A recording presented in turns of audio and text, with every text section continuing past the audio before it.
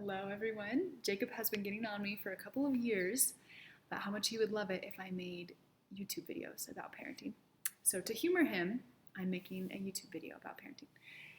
And I'm going to do it about why I don't say good job to my children, reasons you might not want to say good job, and what else to say instead of saying good job.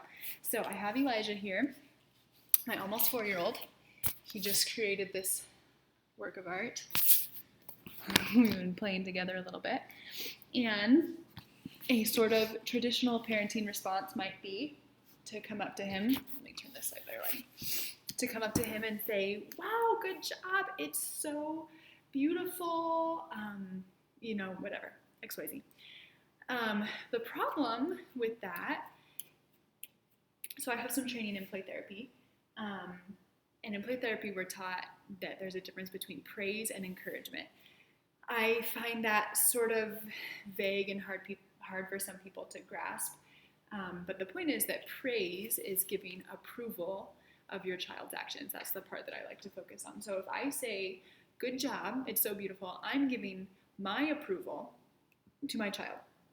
And this used to be seen, I feel like there was a kind of wave of parenting where we really wanted our kids to know they had done a good job. Like self-esteem was really important, and we wanted to build self-esteem and tell them they'd done a good job. And we raised all these little anxious little kids that were always looking for approval all the time from the adults. They needed adults to give them the approval. So instead, what I'm going to do is I'm going to help my child elicit his own approval from within him when I'm evaluating his work, which is actually what I'm trying to avoid doing, is evaluating his work.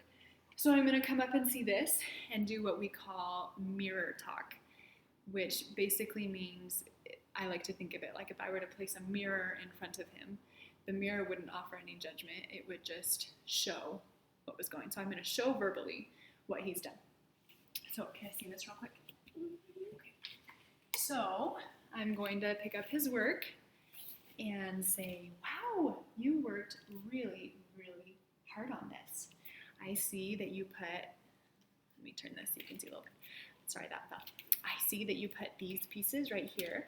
You put all these together and all these pieces up here. And then you got your marker and you put them all around. You kind of outline the shapes. You really worked hard on this. Yeah. What do you like about it? I like that, I drew around the shapes, but I kind of drew on the shapes. Oh, okay. How do you feel about that? Good. Okay. So what I did there was I never said good job. I never offered my own judgment. I just stated what he did and then gave him the opportunity to say how he felt about it, which builds within him the ability for it to be imperfect, because I'm not coming in saying, what happens if I say good job? They've done, this is sort of a side note that maybe I'll talk about later, but if I come in and say good job, I've immediately set up the precedent of what it means to do a good job. And then he's going to try to repeat what got the praise. And he's only going to do it that way. He won't be given as much space to just do it however feels good to him.